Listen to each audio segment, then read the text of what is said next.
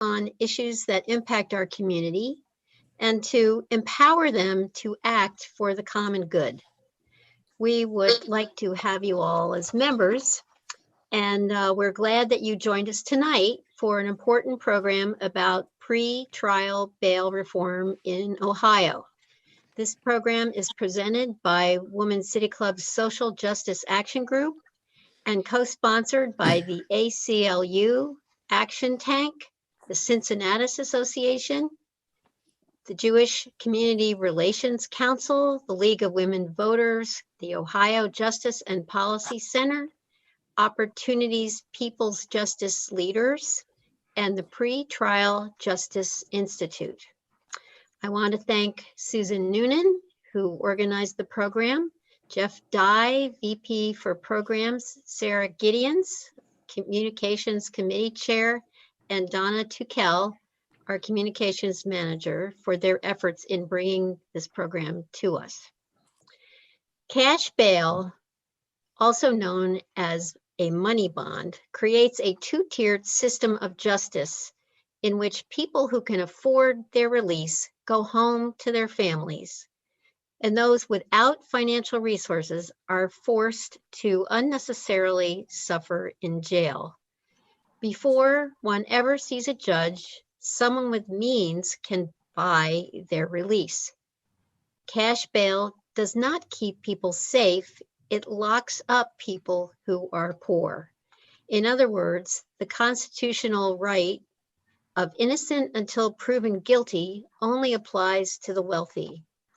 Those unable to meet bail become trapped in a cycle of detention that leads to more deprivation for those individuals and their families, as well as burdensome costs to our society. Today, there are several efforts underway to stop this vicious cycle that deserve our attention and support.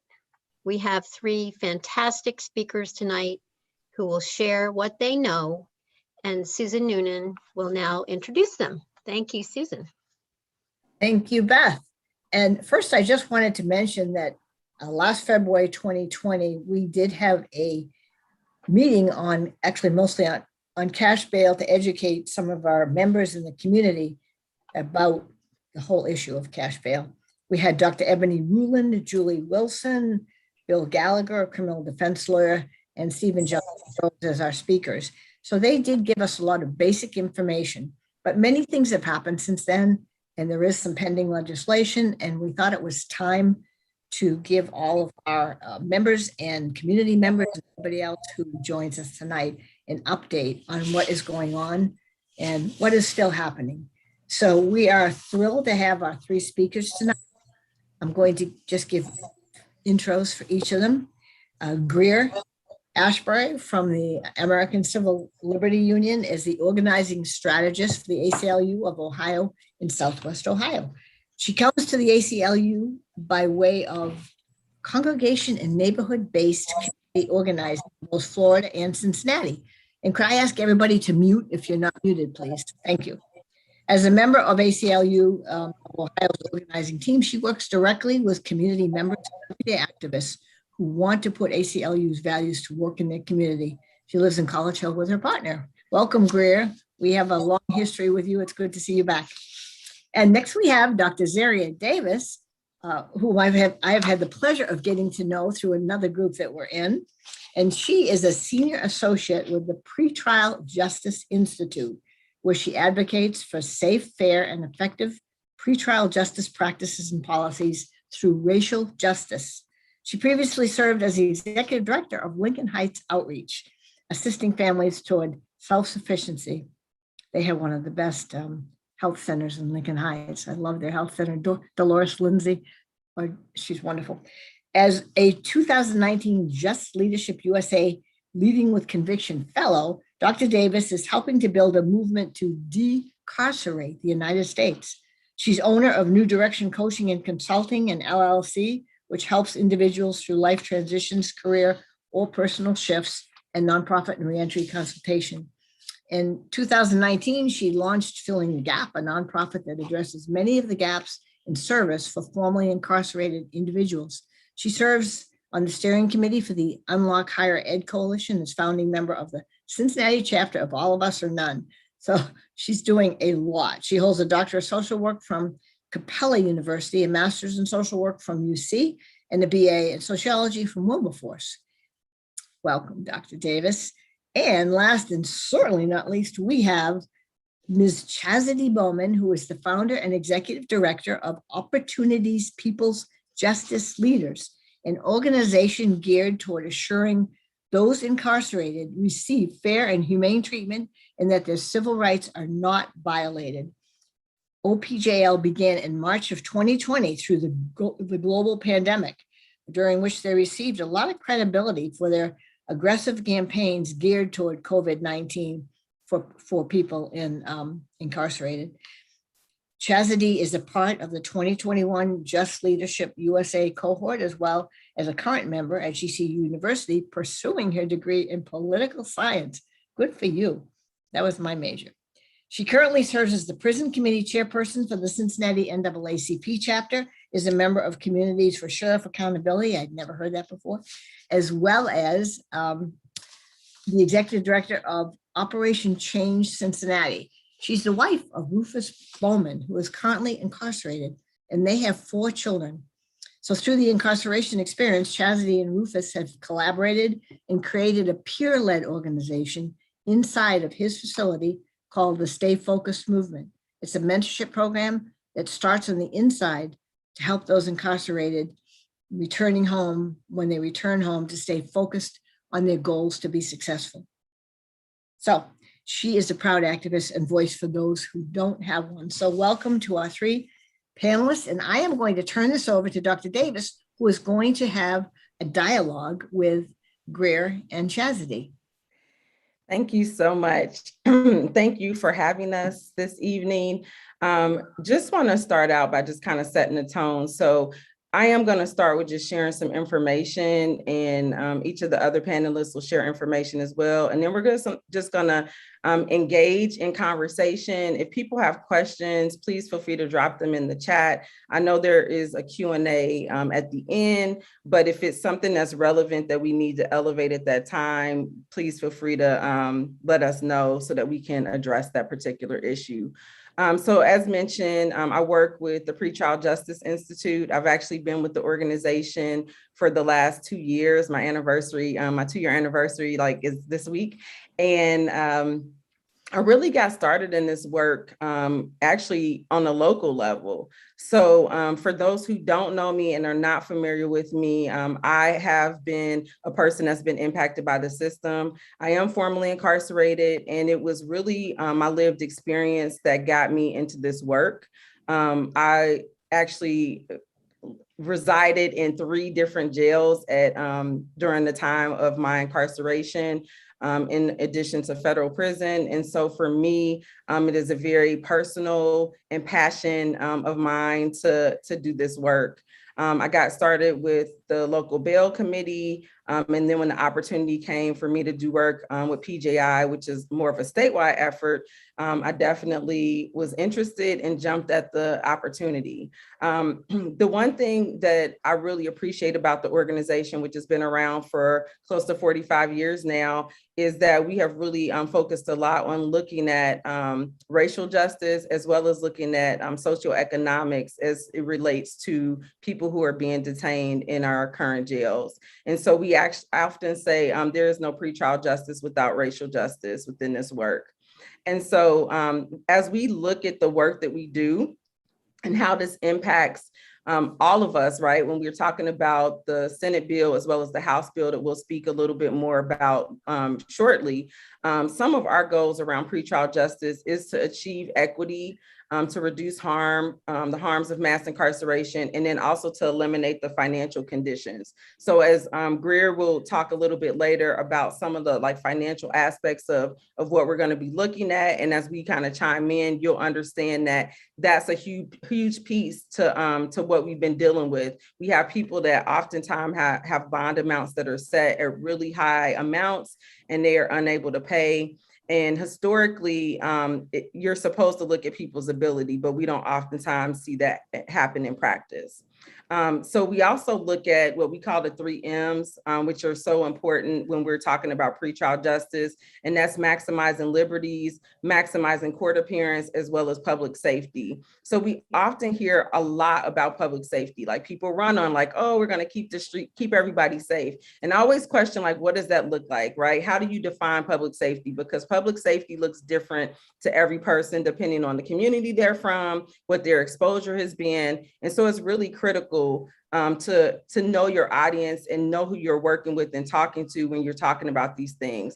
But when we talk about pretrial justice, we want to make sure that people are safe, but we also want to make sure that people's liberties are taken into consideration as well. And so we do a lot of training in the community. We provide a lot of resources and services, and I'll make sure that I drop those in the chat before we leave today.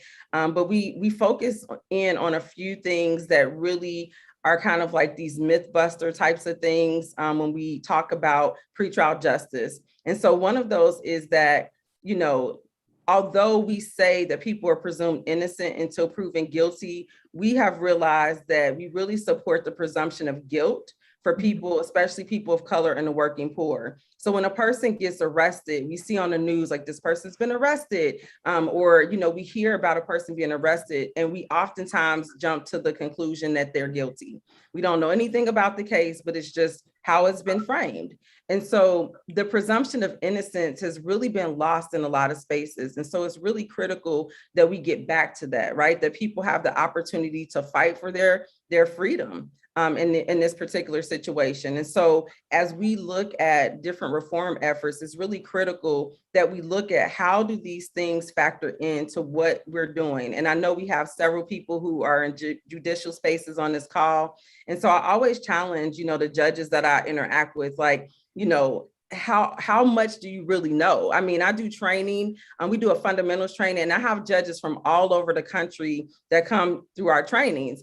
I've actually offered the trainings here in Hamilton County for free, and I haven't had any takers, you know, so it just challenges me to think, like, are people really interested in learning about like some of the things that are happening nationally? Like what, you know, how are things showing up currently and not always reflecting on the past?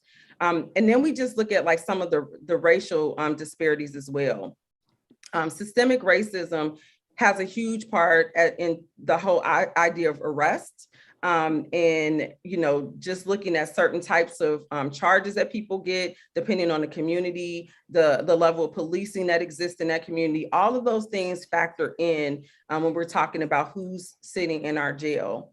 And then the other piece that we also need to keep in mind is that a large number of the people that are currently sitting in our jail are in their pretrial. So they have not been convicted of a crime.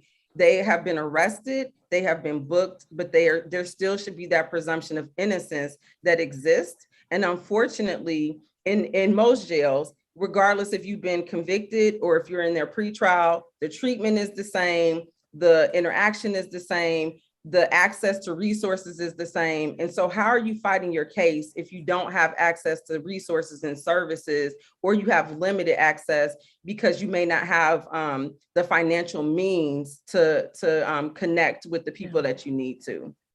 So just kind of keeping those things in mind. And then that kind of leads to oftentimes people being pressured to then take pleas. Right? So when people are under duress, when they feel pressure from their family, pressure from their attorney, we see that over 90% of cases are pleas. They're not going to trial. And so that's a concern when we are supposed to be having justice being served, or people are supposed to face a jury of their peers, all these different concepts that we're taught growing up, but we don't actually see that in action right now. So it's really important as we're talking about bail reform and we think about what we want to see here in Ohio, like what that really looks like and how it shows up here in Hamilton County as well. Another thing that another truth, as we call them, a hard truth that we share about is that millions of people serve time in jail each year without conviction through arrest, money, bond, and culture. So we talk about these bond amounts. You know, there are times where people may have a low bond amount, like in our minds, right? But for someone that has nothing, it could be $1 million. And so, you have to look at people's ability to pay. And again, we'll talk about how that connects to this bill, but we have to look at people's ability to pay and not just kind of have blanket statements like this is the charge, so this is the amount.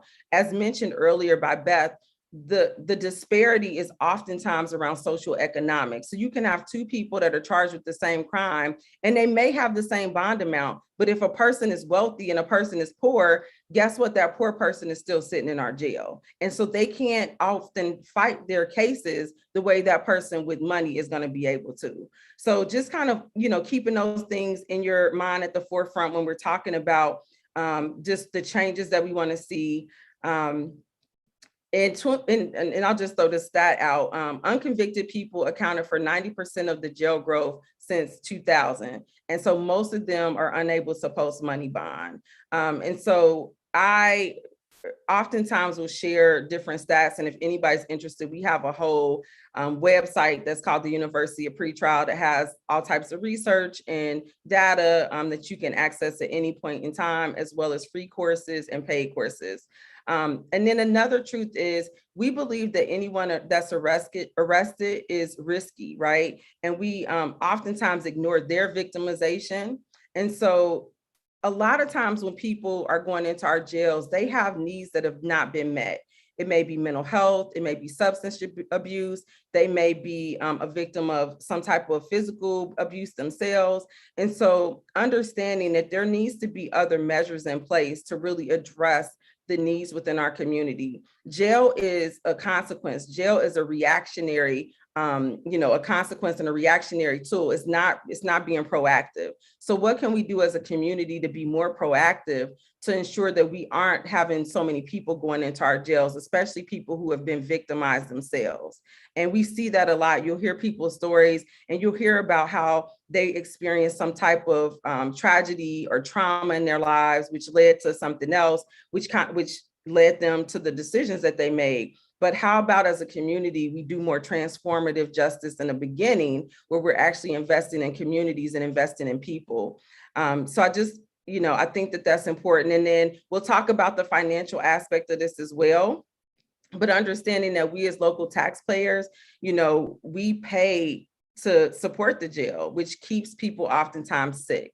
So I've heard so many people within the jail system say, we have the largest mental health facility in the state. That is not a good thing, right? Like the jail is not set up to be a mental health facility. So if we're having so many people coming in that have mental health issues, then there needs to be some other type of solution to address that particular issue. So it's really critical that we think about who are we detaining in the jail? Who are we keeping in there? Statistics, 26% of jail deaths occur within the first 3 days. And we recently at my job, we have been talking about the number of suicides that have happened within the jail. And I don't know, with COVID, I can remember having conversations with people during the time of COVID, people that were inside, and they were hopeless, because oftentimes they don't feel as though people see them as human beings. And these are people in the jails, again, most of them still under the presumption of being innocent, but they feel completely isolated. So we have to bring back the humanization of this system and make sure that we are doing what we need to do to support people. 44% of people in jail report a diagnosis of mental health. So some type of mental health disorder they've identified. So that could be personality disorder, anxiety disorder, PTSD, depression. So we have to figure out ways that we can address these things, because public health is public safety. We have to understand that the two are interconnected. And so in this work that we're doing and in this fight for reform, it is critical that we really take time to investigate what the needs are in our community, to do some system assessments and look at how effective we've been within our community and those we're serving or not serving within our jail. And I just want to say this, because I know sometimes people use these words interchangeably. And so I want to just also, just as I kind of kick it off to Greer, to talk a little bit about the ACLU and the actual bill itself. When we talk about bail reform, bail is a system of release, right? So you'll hear people talk about bail, money bail, but technically bail is the decision, is a person bailable or not, meaning should they be released or should they not be released? Bond is that money that's attached to it. So I just want to lift that up because sometimes people use those interchangeably, but it's really important to understand that it is a system. And so we're talking about a system change, a legal change that will occur that will impact all the residents here within our state. So I am going to kick it off to Greer just to share a little bit about her work with the ACLU and also as it relates to this current House and Senate bill. Thank you, Dr. Davis, and thank you to the Women's City Club for having us and having this conversation. It's very exciting because we have good news to share. And I think Dr. Zaria did a good job of kind of laying out the groundwork. For those of you who don't know, the American Civil Liberties Union is an organization that's been around for 101 years, working to protect and promote civil liberties and civil rights in the United States. And so you'll see us working on a wide variety of issues from bail reform to voting rights to reproductive justice. And we got into our work on bail reform a few years ago when we started a campaign called Smart Justice, which had a goal to decrease mass incarceration by 50%. And one of the things that we quickly realized was that bail is really the front door to mass incarceration. Once people get caught up in the pretrial system, they will have cascading consequences throughout the rest of their journey through the courts. And I think Dr. Zaria laid out many of the problems with bail. And one thing I want to add to that is that we have actually found, and other researchers have found, that once you spend time in jail pre-trial awaiting your court date, so you're there because you can't pay bail, you're actually more likely to get convicted of a crime, and you're more likely to have a longer sentence. And I think that, to me, that fact was very shocking because it really questions the integrity of our system. And it's surprising at first, but when you think about it, it makes a lot of sense because, not only is sitting in jail for a few days extremely disruptive to your life, but it makes it very difficult to put together a good case. Even if you're in jail for just a few days, it can, cost you your housing, your job, et cetera. But on top of that, you're trying to communicate with an attorney.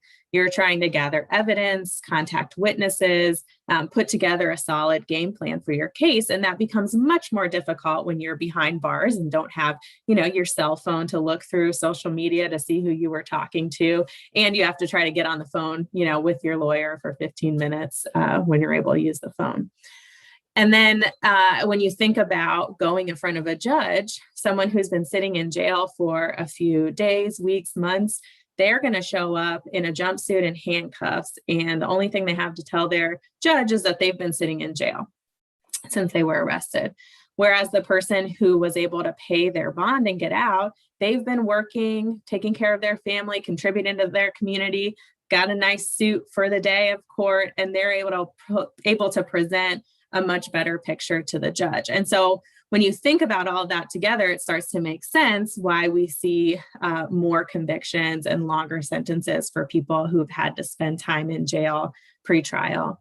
And I want to say too that also exacerbates all of the economic and racial inequality that we see in the system from the first place. So not only, $100 is going to be a different amount to you, if you only have $1 in your bank account versus if you have $1 million.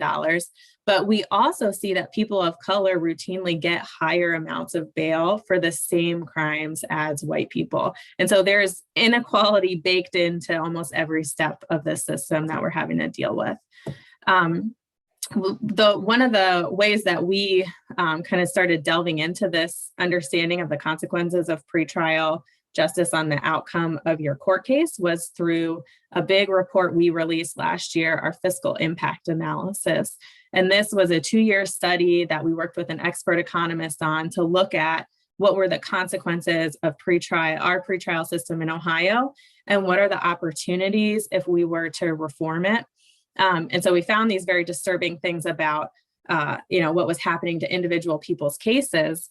We also found that if Ohio is to implement bail reform the way that we're proposing it and the way that's proposed in current legislation, we would actually save up to $264 million per year as a state. And that's with providing additional support to people. And so we are spending huge amounts of money just to keep people locked up. And in this research that we did, most of the people were booked. The most common crime that people were booked on was drug possession. The most common misdemeanor was driving with a suspended license. So, these are the type of crimes that we are paying millions of dollars to lock people up for, and then suffering, collateral consequences for years afterwards.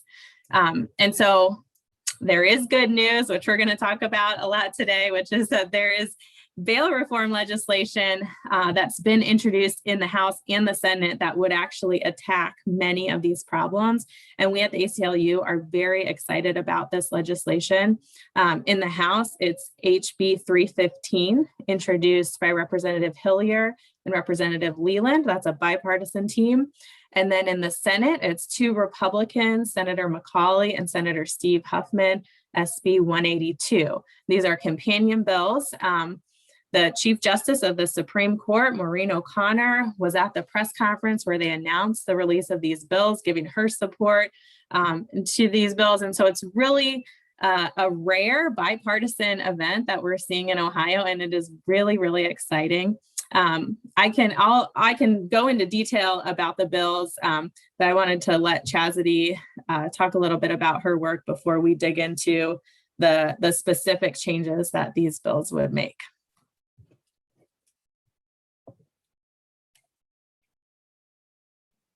Sorry, I had to get myself unmuted.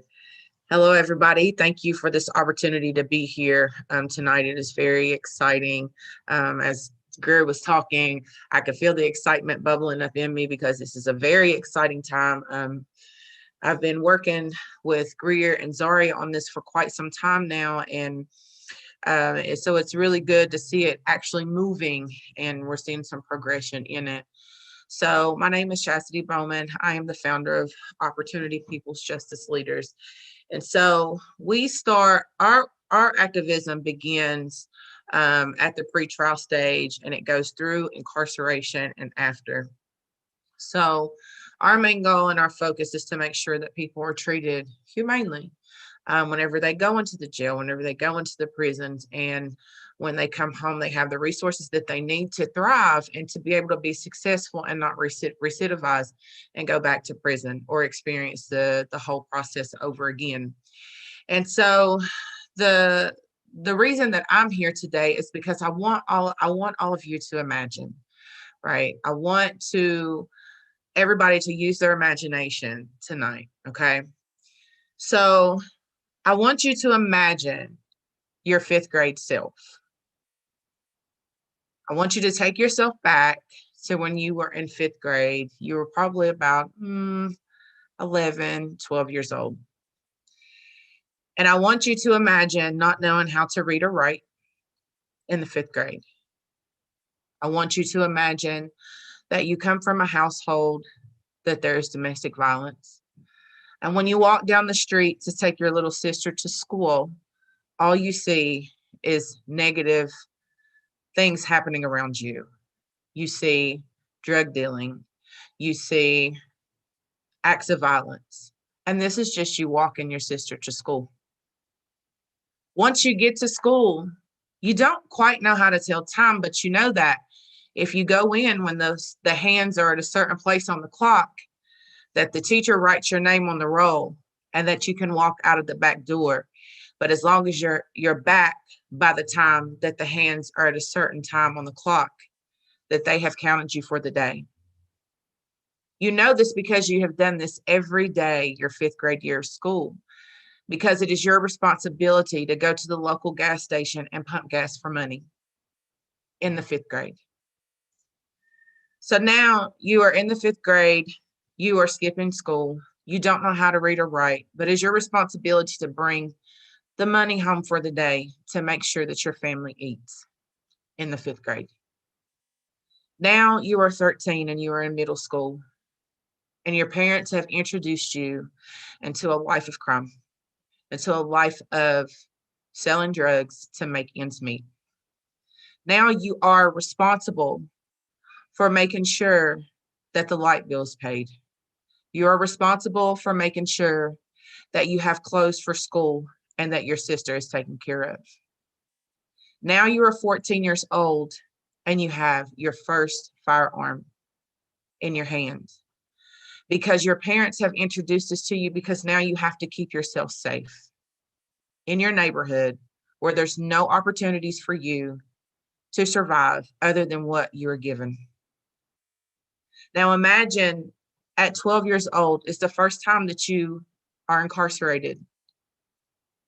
And then you're 16 and you're incarcerated again. And now you're 19 and you're going to adult judges. And now you're going to adult prison. Imagine being 19 years old and being told that your bond was $360, but you didn't have the means to pay the $360. So you had to sit and wait for almost 2 years for a judge to tell you that if you didn't take a plea deal, that you could do every day but 1 year, which was 59 years. Just imagine. Just imagine feeling like that you could fight your case if you had the means to do it, the monetary means, the support of family, or even a friend, or somebody that just cared. So you take the deal. Even though you had no participation in the crime, you take the deal and you are sentenced with 2 other people and you go to prison for 9 years. Within those 9 years, you rehabilitate yourself. You meet someone, they introduce you to a different way of life. You learn how to read, you learn how to write, you take every program that they offer, and then you get a college education. But yet and still, that's not enough for the court to say that you can come home. That is the story of my husband. That is how I got here. I met him in 2016 while he was doing 2 years into a 9-year bid. We were married in 2018, and I was introduced to this world of incarceration that I did not know existed. And as time went on, I began to see the injustices that people were facing, and I couldn't stomach not saying anything about it. And so I became his advocate, then I became an activist, and now I'm a voice for 50,000 people incarcerated across Ohio. Bail reform is very important because if he would have had someone that cared and would have put up $360, if he would have had someone to show him a different way of life in the 5th grade, the 6th grade, the 7th grade, the 8th grade, he would not have experienced the trauma of 7.5 years in prison. And although he has truly rehabilitated himself, we're still fighting the courts to say he hasn't done enough. So I'm saying all that to say is because I want you all to imagine that when you hear that story on the news and you say to yourself, why did that kid do that? Or how did they have a gun at 12? That is why. Because they're victims of circumstance. They are victims of they are products of their environment. There are no resources to give them any other options. And so I want to speak to some of the judges that are here tonight. Is when you're looking at these cases, I know you can't put your heart in everything that you do, but my plea is just to ask the question of, sir or ma'am, how did you get here? How did you get here? To think about what diversion programs can we put in place. $264 million, as Greer said. We could take that $264 million and we can create diversion programs that will stop folks from going to jail and prison, rehabilitate them, put the resources that they need to be better people. Sometimes all people need is a chance. And I learned that from my husband. He didn't know how to write in cursive, and he was afraid to tell me because I would write letters to him in cursive. And so he took my letters and he would trace them until he taught himself how to do it. That tells me that he's a very intelligent person, that he just needs someone to redirect his behavior. And so tonight, I hope that everyone could imagine with me on how all of us could vote on this bill and how we can make this a possibility for another person like my husband, because there's so many like him. There's so many sitting right now in Hamilton County Justice Center, just like him. And so that is my piece, and that's what I have to say. Thank you, Chastity. So I've known Chastity for years, and I feel like I always learn something new about her husband in this process and this journey.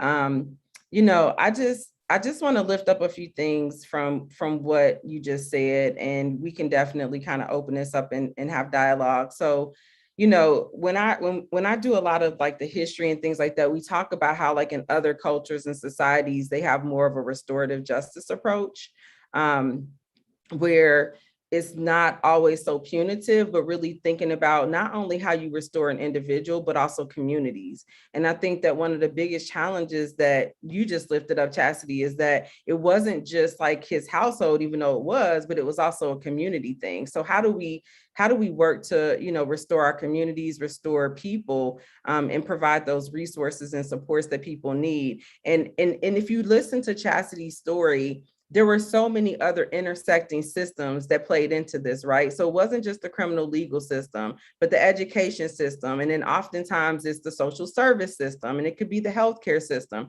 So when we talk about the impact and how this not just impacts that individual, but their families and communities, understanding that if you don't have the support from family and friends and you have a child and you get arrested, who's going to get involved? Social services. If you have a situation where someone has been victimized and they've, you know, needed medical treatment but haven't gotten it, you have the healthcare system involved. So there are all these different intersecting pieces that have an impact on, you know, on this work. And I think that when we talk about the bail reform piece, I think that other money is going to be saved, right? Like we talk about this within the criminal legal system, how much money is going to be saved. But imagine if people are home with their children, if people are working their jobs, if people have that ability, how many other systems that we intersect with will also, you know, have money saved, especially social services, because I've just seen way too many people, unfortunately, lose their children because they've been detained in a jail and had to really fight to get their kids back as a result. But just wanted to get your thoughts about with this bill. How do you feel like it will impact, you know, the other systems and, you know, and families and community here, not only in Hamilton County, but also, you know, throughout our state? I feel as though that if this bill goes into effect, I mean, one, economically, it's wise. You know, we could take that money and, as I said before, we could create, okay, so we could send 70 kids to college. I mean, we broke the numbers down. We could send 70 kids in urban neighborhoods to college on $264 million. Again, I'll lift up the diversion programs. The reason why I say a diversion program is because a lot of these people who are in this position, pretrial, they don't know how to read or write, or they have an IEP. You know, they have educational barriers. You know, so if we had a diversion program to get to the core of how we can help them, you know, what is the core reason that you're here? You will find that it is a community issue, right? It goes back to the community, you know, and so I feel as though it's just economically, it's just right. It's the right thing to do, you know, and it will absolutely lessen the population that we see filtering into our prisons, you know, that's a fact. It'll definitely lessen that. So I think that for me, it's just economically right, and that the money could just be filtered back into our communities to develop more resources, more after school programs and diversion programs to keep people out of jails and prison. And I just want to, you mentioned diversion. So I just want to also mention that every time I'm in a space with law enforcement, I just need everybody to know that I ask the exact same question every time. And that question is about their use of citation and release, as well as deflection. So those are components before a person would even go to the jail, right? So before you get to diversion programs and everything else, there are things on the law enforcement side that could potentially be done to also eliminate people from going into our jails. And unfortunately, I don't see it utilized to the full extent of what it could be. And citation as release is just that. So you cite the person to court, but you never actually process them within the jail. And then with deflection, that really takes and requires like connection, right, to communities and understanding like the people in the communities and understanding systems. But the programs are set up to basically, if you notice that a person has a mental health, issue or a substance use issue, instead of arresting them and punishing them, to actually refer them to another resource or service that can actually address that issue. I think the challenge with diversion programs often is cost, because right now, for most diversion programs, there's some type of cost that's associated with this. So I definitely think that if we could provide these alternatives, I call them alternatives, in addition to what we're talking about with the reform, I think that we would see more productive people, especially getting them connected, as Chastity mentioned, to different resources and supports. I know in the chat, we had a question around people kind of getting on the judges because they feel like the amounts are too low that they set, right? And so I think that goes back to this whole public safety and this fear that we, instill in our communities. Like if you let people out, something bad is going to happen, right? And in our research, only 5% of people are technically charged, 5% are charged with what we call violent crimes, right? So this is not the bulk of the people that come through our system. But unfortunately, what happens is if there's any type of incident that occurs with a person who has like a charge like that, then the media and, depending on people's opponents, if they're running for office, it gets completely blown out like, oh, they let like 100 people go and 100 people did this bad thing. Whereas if you let 100 people go and that one person did something or violated, somehow it's a reflection of everybody. And so I know that judges have that challenge, right, of like, what's really like the law and the right thing to do versus like, I want to get reelected. I need to make sure that my constituents are happy with me. And a lot of times we hear this whole, again, public safety.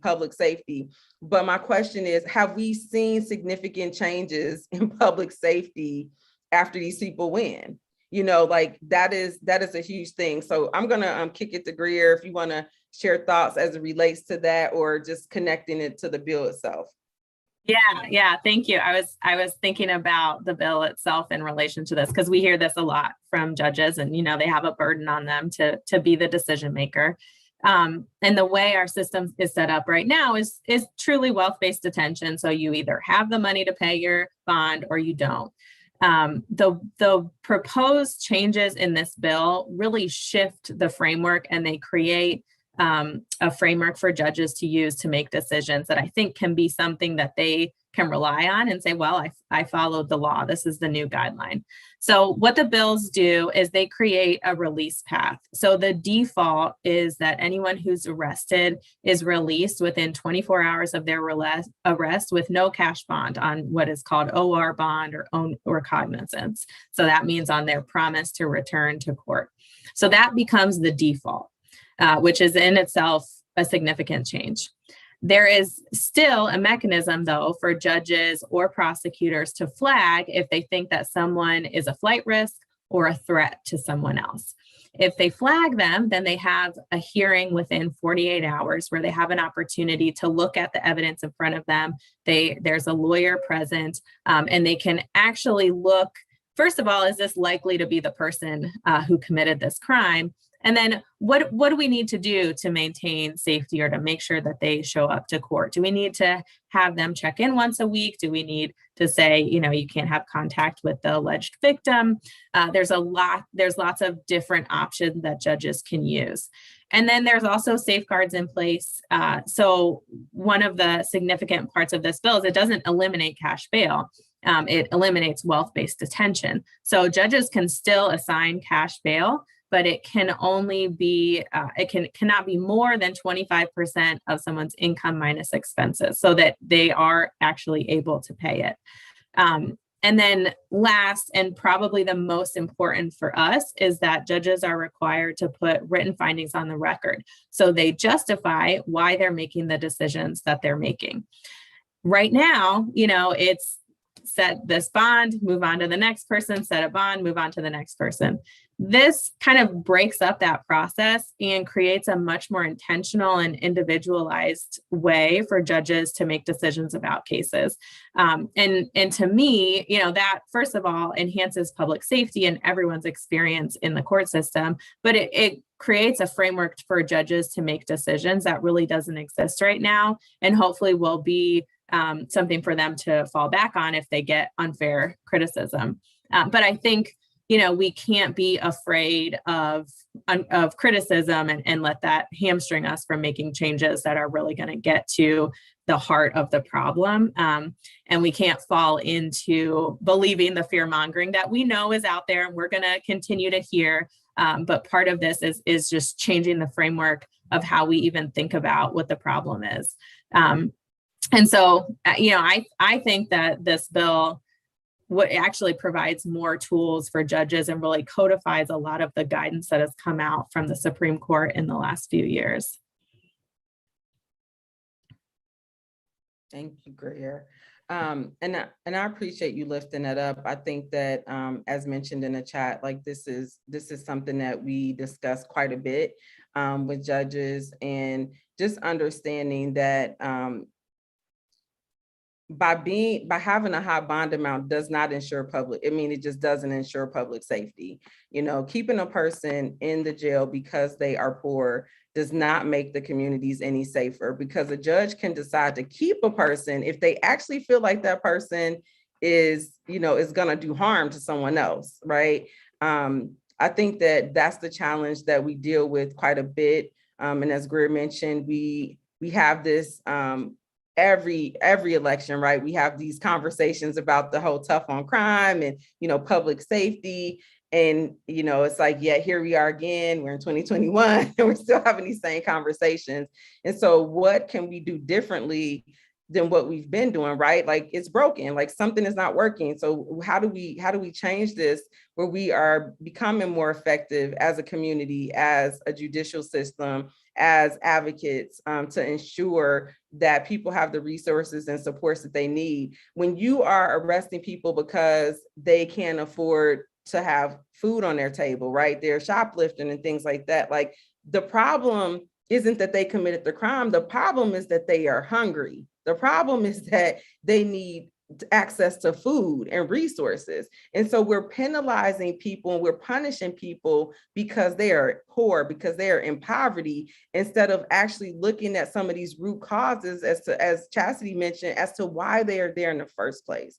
And so I just want to lift that up because I think it's really important to really think about that. And I think that when we have that, like, when we are cranking people in and out, oftentimes in the system, like this person goes and then the next person, you don't have that opportunity to actually hear a person's story, especially at the very beginning, right? So it's like you hear what the presenting charges are and you kind of make a decision off of that. And so I think that it's important to be able to consider these things about a person, especially people's ability to pay, and also thinking about like what resources and what's going on in their lives. Do they have children that they just left at home? Like what is actually happening? So I just want to, if Chastity, I don't know if there's anything else that you would like to lift up as it relates to this. And I would also just, as we're talking about this, understand that this is going to impact like jail size, right, as well. So we keep talking about like we have these large jails. I mean, these jails that are overcrowded and, you know, they're bursting at the seams. But again, over 50%,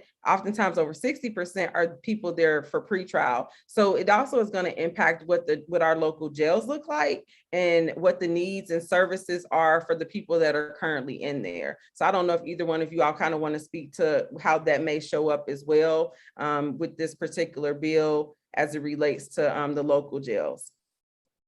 Yeah, I'm glad you said that because that was the next thing that was on my mind. It would definitely impact the census that we have at our local jail. I'm working with Sheriff McGuffey now, along with the NAACP, about this exact issue. You know, the census is fairly decent right now. I probably want to give a shout out to the Bell Project for that because they work very, very feverishly and hard to get folks, you know, bonded out and get them out. But this bill would absolutely bring down the census number and the overcrowding that we do see, you know, at our on our local level alone. You know, back when we had the COVID issue and, you know, you have COVID and then you have an overpopulated jail in which, yes, some people were released. We're still not sure where they were released to. We don't have that data. We assume that they went to prison for the most part. And that's something that we just don't want. You know, if it's avoidable and we can avoid that next step, that's all we're trying to do. And this bill would absolutely do that. And I totally push for it. But I wanted to go back to, I think it's Miss Allen was saying about how supporting judges who do set bonds at a low. We understand the criticism that judges face. We totally do. That's why we made sure we got out to the polls. We got our people out to the polls and we flipped those seats down there at the courthouse because we felt like the people that are there now would make the difference, and they would do it boldly, they would do it fairly, they would do it fiercely. And so we totally support, you know, the efforts, and we know that the criticism that you face, and that's why we're here to be your voice, to stand behind you, but we're also here to hold everybody accountable, to make sure that when this bill passed or whenever the city passed the ordinance, you know, we got so much pushback on that from judges. When the city passed the ordinance, they didn't want to honor it, you know. And so we spoke at the polls and we said how we felt and where we were. And so we're just in a place of accountability right now. We just want to hold everybody accountable to making sure that we adhere to this and that we push this bill through and that we work together just to make things better.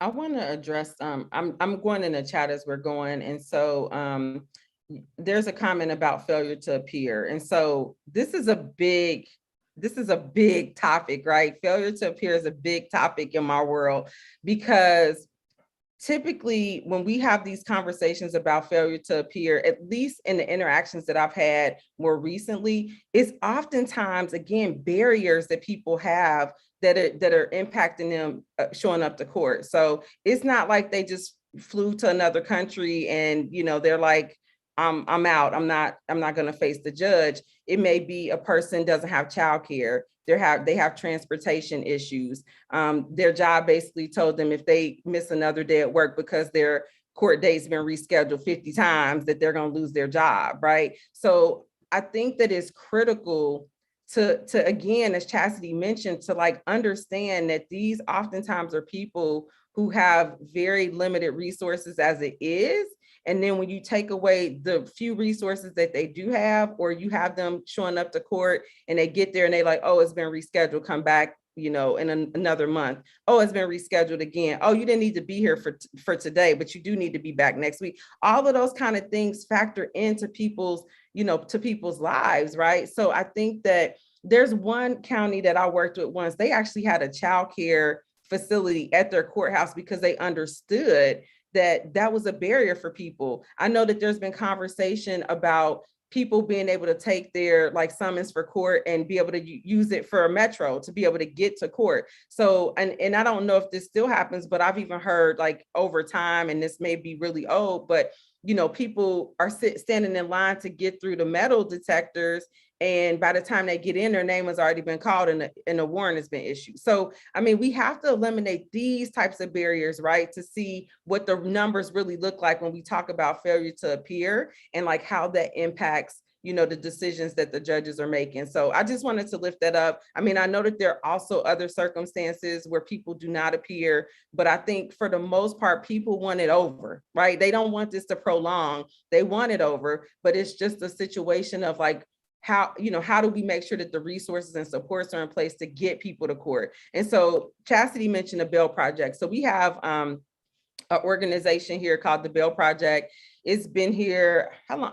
It's been a year now. I'm trying to think, it's been about a year. Jeremy Page is the person who is running that, and he is doing such an amazing job. And so this is a rotating fund that allows people to be bonded out. And then once their case, their disposition, has occurred, then that money goes back into the fund, and then it's used again to help somebody else. And so this is a fund that's a national organization, but they also connect people to resources and services. And they also really do a good job of like doing like court reminders and things like that. And so I think it's critical when we talk about people showing up, like that we are putting things in place. Like when I go to the doctor, I get text reminders, phone call reminders, but why can't we do that with a court date? Like, why can't we remind a person like, hey, you got court coming up? Because trust me, I just did a post. If it's not on my calendar, I might just forget it, right? So I think that we have to understand that people have busy lives and that it may not always be intentional that people don't show up, but being able to take that and really try to understand what those challenges are. I definitely would say check out the Bail Project if people have an opportunity. We also have another bail fund that works in collaboration with the Bail Project, because the Bail Project sometimes has limitations on who they can bond out.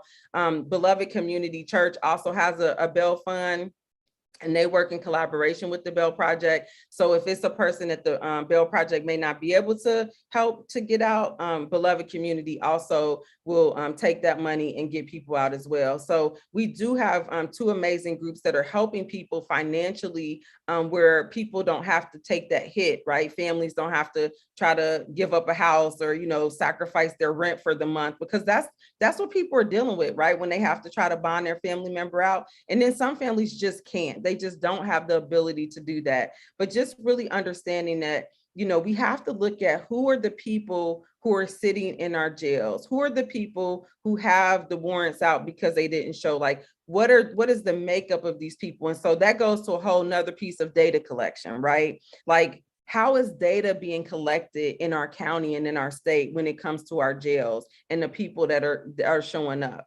And I think that there's been a lot of conversation around data collection on a state level as well as a local level, and the lack of data that exists, when it comes to these things. And so I think that there are all these different layers, right, that we have to look at when we're talking about these systems and how it shows up. I think that, as Chastity mentioned, we have people that are in place that can make some significant changes within our judicial system. I think that across the board here in Hamilton County, there's some things that can be moved in a progressive manner to really benefit the poor and the people who are lacking the resources and supports that are needed. And I think that it is critical for everybody that is currently here to get engaged in these conversations.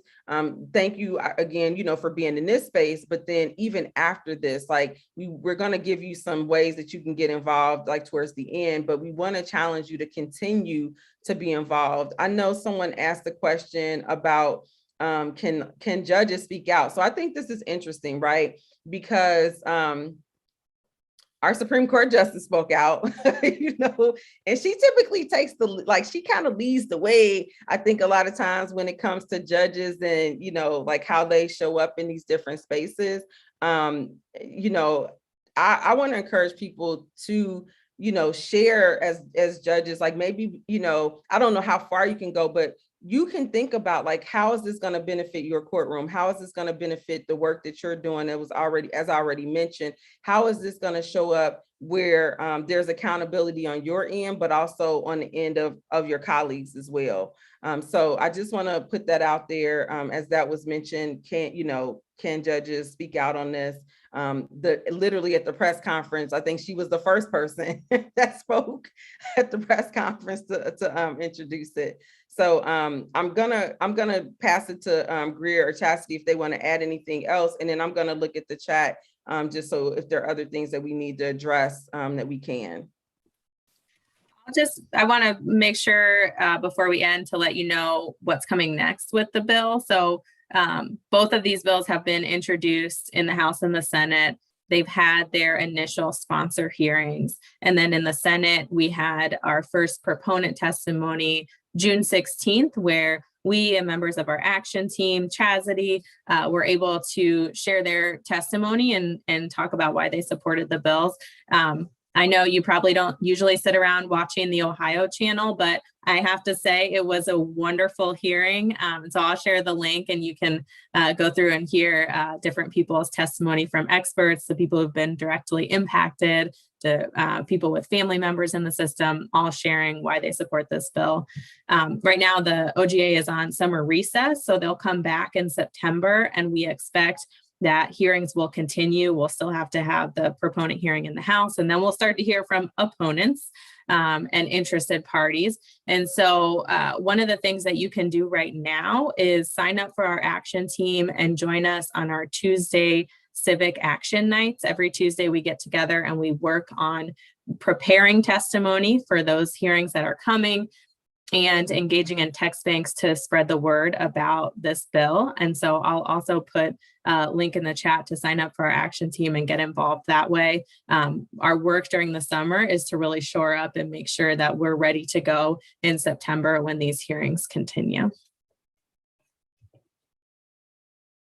And I was just looking in the chat, it was more conversation, but I do want to lift up just that it looks like people are discussing that there have been some efforts made here within Hamilton County to address some of these things. And, I'm always excited to hear about that. Like if people are taking the time to really listen to a person when they come before them, find out what their situation is, and to actually inquire about their ability to pay. So I just want to lift up what's going on in the chat right now. I'm going to drop in the chat as well, just some information about our upcoming courses through PJI. Again, if there are people who are interested in participating, I'm definitely open and welcoming to people coming in. We have a grant through Arts for Justice, which is why we were able to support people going through our training. And I think we have probably another 6 months to a year with that. But we really, Ohio was given that money specifically because they saw a need in our state for pretrial reform. So I've been fortunate to be in that space, but I always tell people the fact that, this funder felt like Ohio was a place that really needed it speaks volumes when it comes to other states that could have been selected. So I'm just kind of keeping in mind that Greer's just dropped in information in the chat for those who are able to see it. And I'm not sure if there's somebody on the Facebook side or if on the YouTube side that can take these links and drop them in for people who may be watching through that portal. But it is important for you to read up on the actual bills. If there are things that you want to contribute, I wasn't able to physically go, but I submitted written testimony. So I think it's really important. And I actually shared some cases, some stories that I witnessed within the jail myself that continue to haunt me even through this journey with some of the women that I encountered. So it's really important that you take the time to read it for yourself and to be familiar with it and then ask questions. And so we want to go ahead and open it up if there are any other questions or if there are any other portals being used in the streaming that there may be questions coming through that we aren't aware of. I'll pass it back to you and just let us know if there are questions that people may have.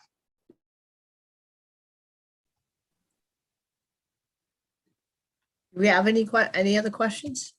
Well, yes, could you be Yes. specific about what we can do as individuals and as a group, say Women's City Club? to Yes. support?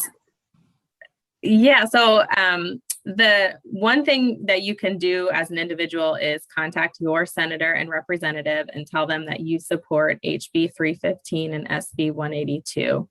As an organization, we have some organizations that have volunteered to take over one of our Tuesday text bank nights. So they're inviting all of their members to come out on a Tuesday and get prepared for upcoming testimony and engage in these text banks. So if that's something that you're interested in, just contact me and we can coordinate on a date that is open for that.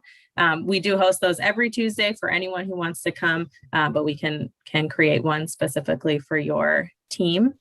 And like I said, signing up for the action team with ACLU is a great way to make sure that you get any of the urgent action alerts. If there is a hearing coming up or a need to contact legislators, we will contact you through that. And a note about these hearings, we don't get very much notice. Chastity and I had a few days notice to get up to Columbus and spend like 9 hours in the Capitol. So it can be a really quick thing to coordinate. So that's why we encourage you to come to those Tuesday text banks and get a testimony prepared now so that when it comes, you're ready to go and you can hop on it. Okay. Thank you, Greer. And then I'm guessing that individuals can also make financial contributions to the organizations that are engaged in this. Yes.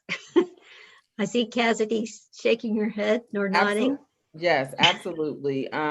So what we'll do is for those who are in the chat, we can drop information in the chat if people are interested in making donations to any of the organizations, as well as the bill funds that we talked about. I will also put the links in there for that if people are interested. We definitely, any support that people would like to give, we want to encourage it. We understand that some people may not be able to show up in the Capitol and testify or write a testimony, but there may be other ways that they can get involved, as Greer mentioned. And definitely financial contributions are never turned down, especially when we have people, again, that are sitting in the jail because of the inability to pay. Okay, and I see Sorry. that Jeff has said that we'll be able to extract the information, all the links, and make sure it's available with YouTube video and on the Women's City Club update and bulletin. So we will have all these links and information for everybody. And I would like to also add that, again, our organization, we just make sure that folks are treated humanely while they're in the jails and in the prison during their time that they have to be there. And so we are actually right now running our second annual, what we call fan raiser. In the jails and the prisons, the temperatures can get well over 100 degrees. And so we are having a fundraiser right now to furnish fans for those inside of Ohio's prisons. Last year, we were able to distribute 581 fans. And so we're going to be doing that again this year. And so I'll drop the link in the chat for everybody to share because it's really needed. We have a lot of elderly there, people that are on psychotropic medications that can trigger them while they're in there, and indigenous people who don't have means to money because they have fines that they can't pay, that in restitution they can't pay, so they don't get access to commissary to purchase things outside of what they're given. And so we want to make sure that those people at least have a fan to be able to, kind of deter some of the heat that they face during the summer months. One question some people may not know is that is there a set bail for each crime? Do violent crimes usually require a higher bail, whereas nonviolent crimes get a lower bail set? I think there's some people that may not know the process. I mean bond. I meant bond, not bail. Bond. I mess that up all the time. So under the proposed changes, this legislation, there's not a distinction. This process exists for whatever crime. So the default again is that release within 24 hours unless the judge or the prosecutor flags someone. So it's up to the judge or prosecutor to decide. Okay. And we really like that because the way that crimes are classified as violent or non-violent can be misleading and not what you or I would think of as a violent crime. I mean, one of the things that we really like about this bill is it's about individualizing the case and looking at the facts of this case and this person and making a decision based on that. Great, thank you. Did you find anything else in the chats, Dr. Davis? You've been so good at that, or Jeff? I missed. You know, this is my everyday, you know. I know. I just wanted to, let's see. So here's I one would like to question. thank. Yeah. Oh, there's one question here. Given that this legislation is bipartisan, who besides prosecutors are mounting in opposition? So Greer, do you want to take that one? Yes, so it is the people who make the most money off of this industry, and that's the bail bond industry. So these are people who, you know, if I can't afford my $5,000 bail, I'll pay them a fee and they'll pay it for me. And I'll never see my money again, but they will get that bail returned, that money returned when I go to court. They remind me a lot of payday lenders too. Often they'll have a lot of fees and high interest rates. And sometimes people end up paying for years to pay off their bail amount that the bail bondsman paid for them. So this is their livelihood, and they don't want to see this bill because it's going to take away their industry. It reminds me a lot of the payday loan legislation that we saw recently in the state. And there's a huge industry of insurance providers for the bail bond industry. So these are like multinational corporations that make even more money off of the insurance that, you know, mom and pop bail bondsmen will pay. Susan, I wanted to follow up on that statement. What about also the private prisons systems making monies off of this? So you mentioned the bail bond and the insurance, but also what about the private prison industry? So I just want to so there's like a distinction between like prison and jail. So jail is typically where people are going to be held pretrial. Prison is after they've been sentenced. So now I will say this, like the whole prison industrial complex, when you talk about commissary, when you talk about phone and, you know, telecommunications, I mean, there's so many people that benefit on both sides, whether it be the jail or the prison financially. But I think as Greer mentioned, the people who benefit the most are the people who benefit from families who have nothing going to them and saying, I will give up my last to get my family member out, plus pay interest, plus understanding that, you know, typically the money is returned, but it's going to be returned to the person that is paid, who paid it out, which is that particular entity. So it's not going, the family's never going to see the money again, right? Like, it's not like they're giving that money back.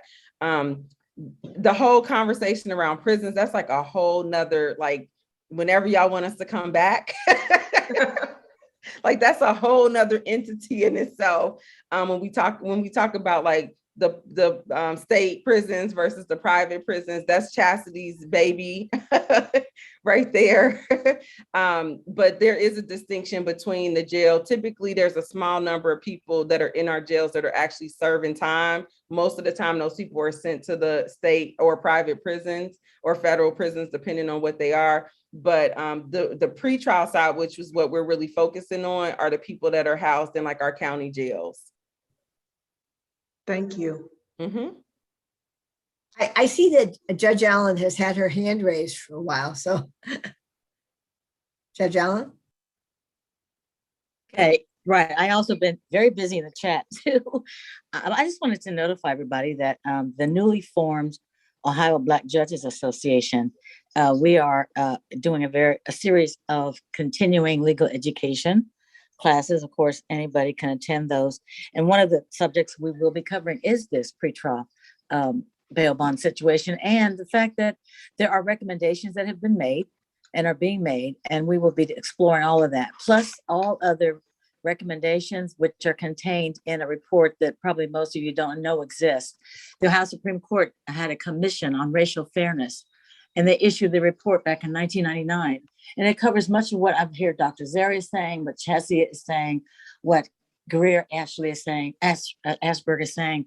So much of your conversation was covered in this report, which has been sitting on a shelf. So we're taking it off the shelf and we're going through all of the parts of it. It covers the entire criminal justice system. So I'm the chair of that, and it's going to be November 10th, and everybody here is going to get notice of it. Thank you. Thank you so much, Judge Allen.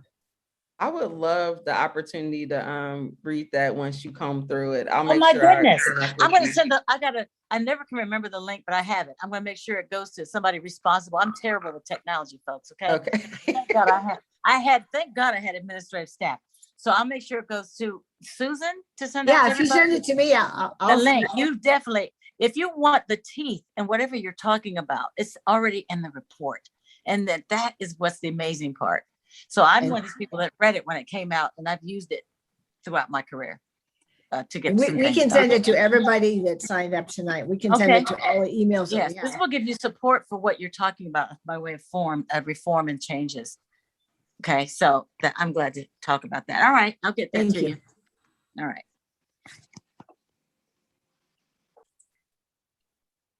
Any other questions that we have for this incredible panel? We're so filled with information, great, honest, true information that we all need to hear. I see one last question in the chat that I think Okay. would be great to answer in light of what Judge Allen just shared. Amy was asking, she sees Dieter's, just author the scathing op-ed against the bail reform bills that we proposed, and hadn't seen that before. Is he changing his posture? My take on it is no. I mean, this is how he has always thought. What's changed is that we are closer than ever to putting the reforms in place that Judge Allen has been talking about for, 2 decades.